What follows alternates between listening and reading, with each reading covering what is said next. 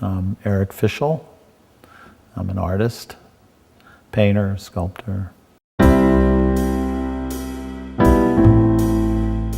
I was schooled as an abstract painter by people who believed that painting was on the verge of being dead. Turned out I wasn't a very good abstract painter. The form that I was taking was so passé that I wanted to do something that was so real to me, based on experience, that no one could say that it wasn't real enough. And so I began to move into an area of kind of personal narrative, personal expression based on my own experiences. It began to kind of narrow down to suburban middle class imagery and storytelling. And it was something that, finally when I worked my way into it, I realized I had to actually say what couldn't be said. I had to show what couldn't be shown. And so that's what I did.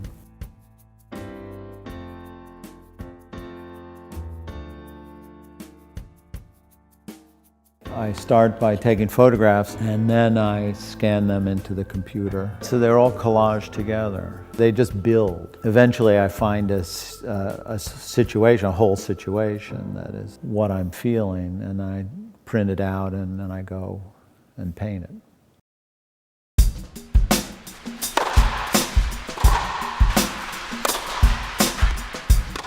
I feel like I was actually born to do this sculpture.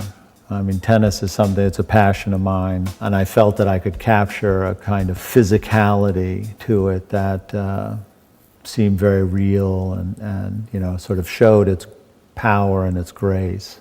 The service gesture in itself, in terms of tennis, is, I think, one of the most beautiful gestures, most powerful. And then I like the idea of the play on words of service and service, because Arthur Ashe's whole life was devoted to service.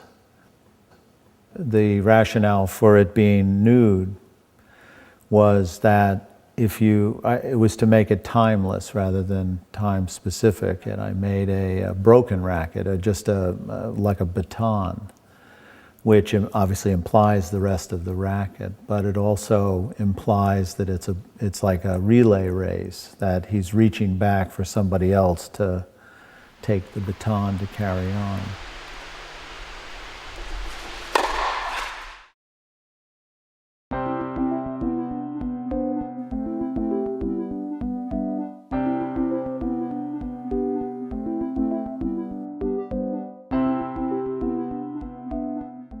No question about the brutality of it or the witnessing of the tragedy of it. The symbolism of it was exquisite. To deal with the thing that the bullfight really deals with, which is about boys becoming men. It's a confrontation with death and dying, the transition from being the most powerful to the end of that. The rite of passage, from boy to men, absolutely, is some thematic thing that's been there since the very beginning. Probably my most notorious and best known painting, Bad Boy, certainly speaks to that. Early paintings like Sleepwalker, Birthday Boy, those are very much about that.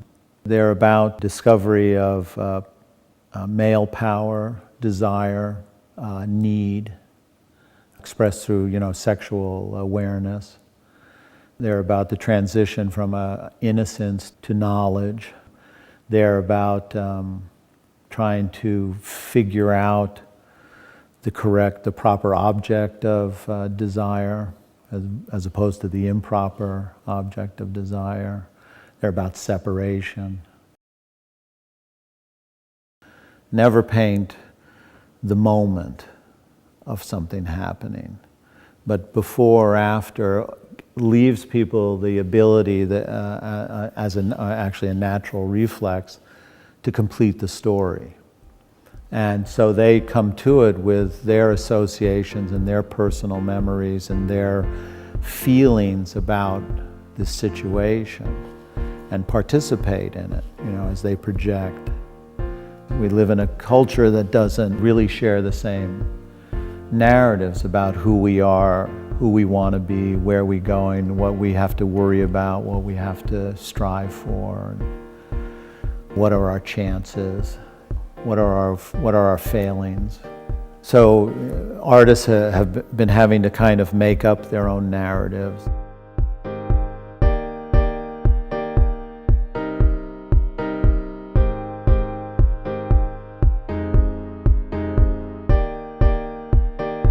My desire is to make the time we're in feel very real.